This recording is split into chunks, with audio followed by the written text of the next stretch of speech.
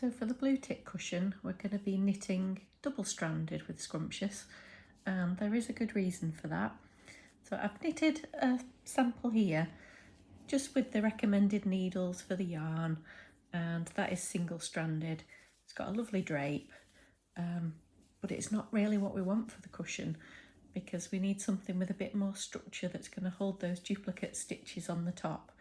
So this is the cushion piece that I've knitted. You can just see, hopefully you can see, it's just got a bit firmer. It's still got a nice drape. It feels gorgeous and soft, but just that bit more to it than there is with it single-stranded. The other reason is you can just see the light through the single-stranded version.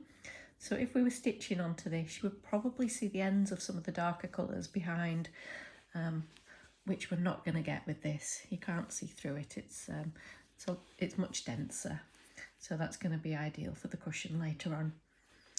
So knitting double-stranded is dead easy. All you're doing is holding 2 strands together as if they were one. Now I've wound my ball. I've split it into 2 different cakes because I've got a ball winder. You don't have to do that at all, but I mainly do it because they sit nicely on the floor. It stops them jumping about a bit.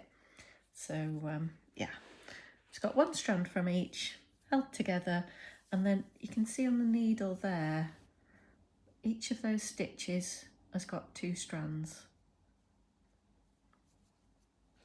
So this is the start of the gauge swatch for knitting.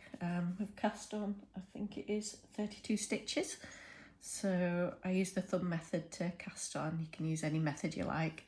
I think I pulled out about a metre, which was a bit more generous than I needed to, so I've just trimmed it off at the bottom there.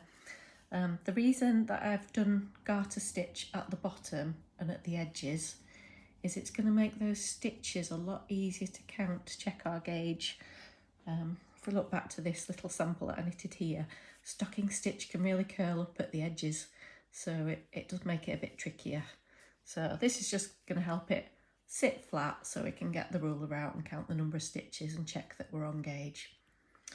So here I am on a knit row, so I will just show you that it is just the same as any other knitting, but you just need to be a little bit careful that you're going under both of those strands there.